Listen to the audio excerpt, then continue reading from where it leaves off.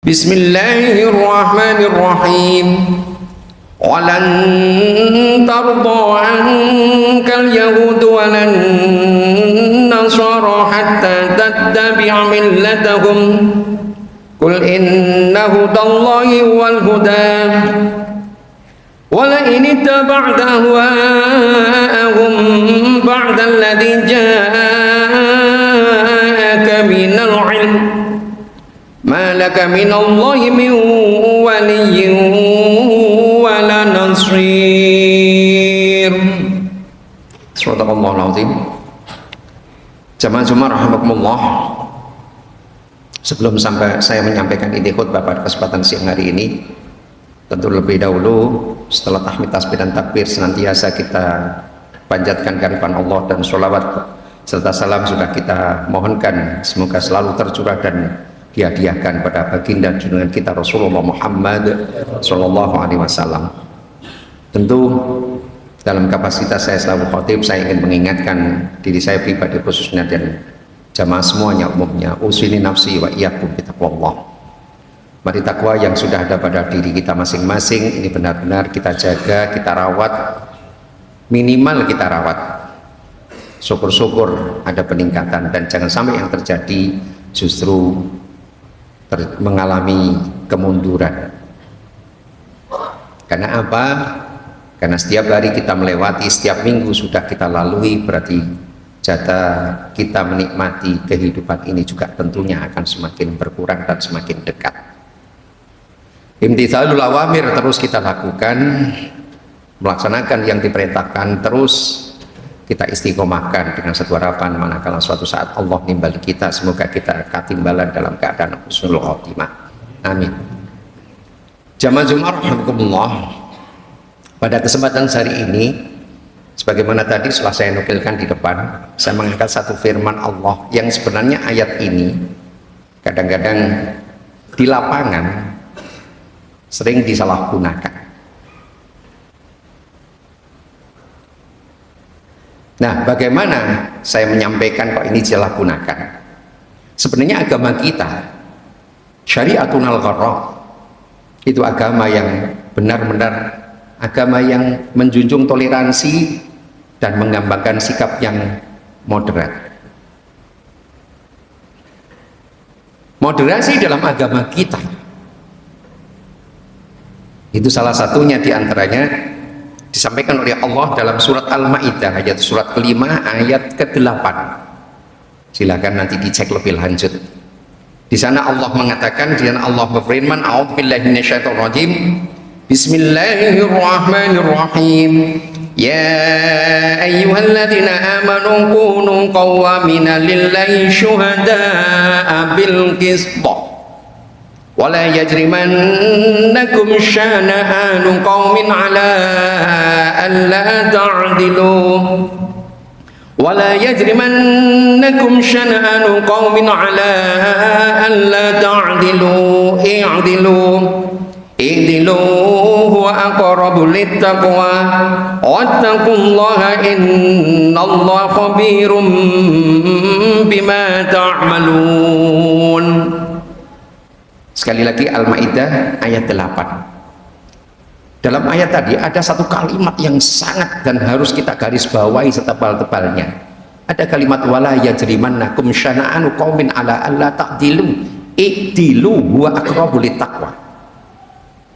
Jangan sampai, sekali lagi yang ingin saya sampaikan, jangan sampai kebencianmu pada satu komunitas membuat kamu tidak bisa berbuat adil. Nggak suka boleh, tapi dalam sikap nggak boleh ditunjukkan kita akan diskriminatif. Karena apa? Allah sangat jelas menyatakan i'dilu wa aqrabu littaqwa. Kamu harus berbuat adil, karena adil itu merupakan syarat yang tidak bisa dihindari. Kalau kamu disebut muttaqin, orang yang bertakwa, itu harus sikap adil.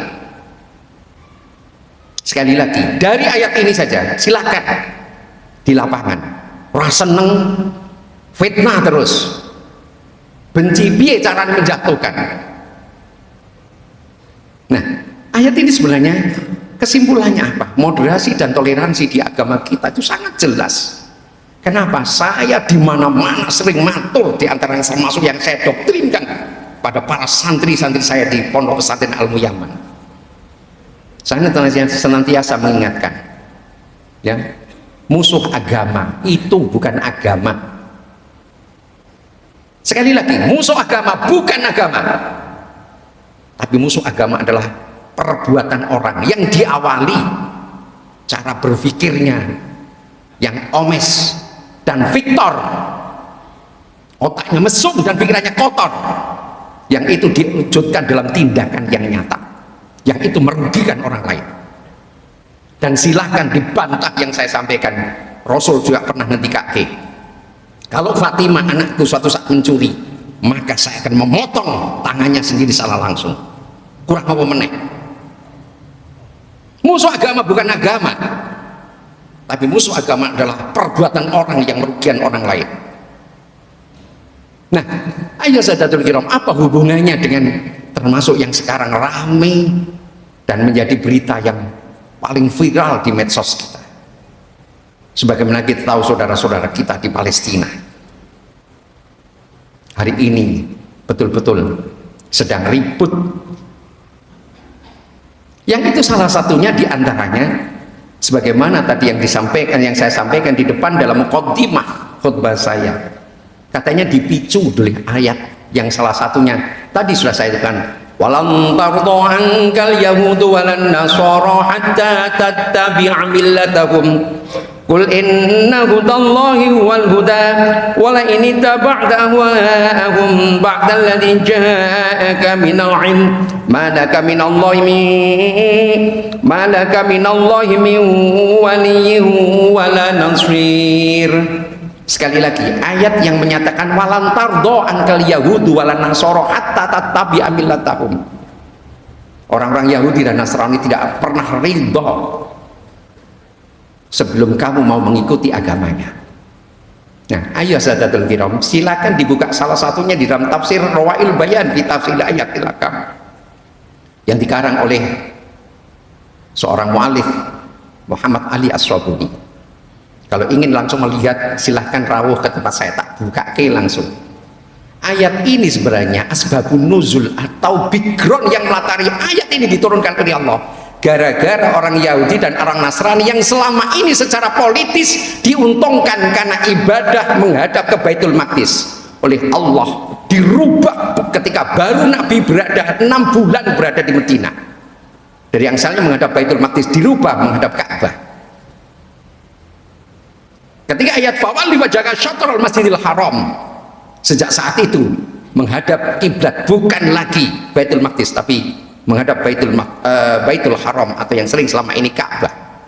Apa yang terjadi? Sebenarnya mereka tidak ridho karena merasa secara politis akhirnya pengaruh mereka akan berkurang, karena sekarang yang dilihat umat Islam adalah sudah Ka'bah bukan lagi Baitul Maqdis.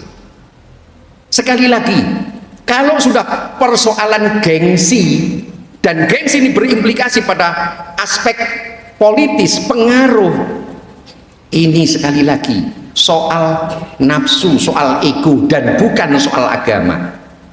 Karena kita, contohnya saya katakan bukan agama, kalau kita bingung suatu saat mana arah kiblat, boleh nggak sholat menghadap timur? Salah satunya itu. Jadi soal Baitul Maqdis maupun Ka'bah itu persoalan, bukan persoalan agamanya. Karena agamanya jelas mau menghadap Ka'bah, kalau satu saat bingung boleh, tidak. Cuman itu hanya dalam rangka menyeragamkan.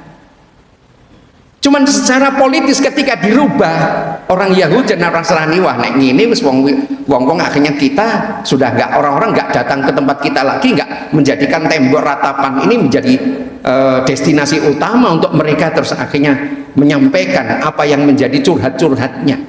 Nah, secara politis mereka sudah mulai akhirnya tersinggung. Inilah yang akhirnya selama ini terus akhirnya diputar balikkan, mau soal menghadap walantardo angkal Yahudi yang akhirnya melatar belakang itu arat ini justru dibelokkan. Ngerti nih wong Yahudi nek durung melu agamane kono nggak gelem, bukan persoalan nggak gelem, karena soal agama itu bukan, sekali lagi, bukan paksaan. Orang Yahudi sampai kiamat tetap akhirnya Yahudi, silakan. Wong lakum dinukum waliyadin. La ikraha fid din. Untuk soal agama tidak pernah ada paksaan. Maka disinilah ayat Sadatul Kiram yang hari ini juga kita prihatin, kenapa ayat ini tuh akhirnya dibelokkan menjadi persoalan bukan persoalan yang tadi sudah saya sampaikan, ya walaupun tidak cukup panjang, tapi saya sampaikan bahwa sebenarnya ini soal ego, soal politis, tapi akhirnya dibelokkan menjadi masuk wilayah-wilayah religi, masuk wilayah-wilayah spiritual. Maka sebenarnya ayat Sadatul Kiram, mari bahwa saudara kita bisa jadi yang ada di sekitar kita itu beda agamanya, bukan musuh kita. Tapi kalau dari keyakinannya dia sudah mengganggu kita, nah ini baru, dan itu bukan hanya musuh kita, tapi seharusnya musuh dari pemerintahan yang paling berwenang mengatur kehidupan masyarakat. Kalau sudah seperti ini, seharusnya sistem itu yang telah mengatur. Dan jangan sampai akhirnya bertindak anarkis sendiri-sendiri, karena kita hidup dimanapun mesti negara, persoalan-persoalan sosial dan persoalan-persoalan ke masyarakat mesti wis ana sing ngatur dhewe. Yang ini kadang-kadang diantaranya. Lah tentu kita berharap ayo Sadatul Kiram dengan terus sebagaimana yang tadi sudah saya sampaikan closing statement pada kesempatan khutbah siang hari ini. Sekali lagi, musuh agama bukan agama dan keyakinan orang lain, tapi musuh agama adalah perbuatan orang yang kadang-kadang merugikan orang lain, dan merugikan orang lain bisa jadi itu di latar belakangi oleh sentimen agama salah satunya. Maka salah satunya silakan saya tanyakan, silakan ya sama santri-santri saya tidak pernah mempersoalkan kowe iki salat subuh nganggo kunut apa ora, terserah.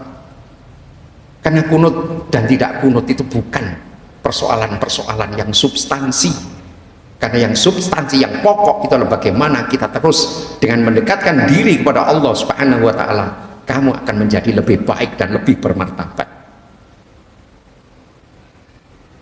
Ini yang sering saya tekankan dan sering doktrin ini saya tanamkan pada para santri.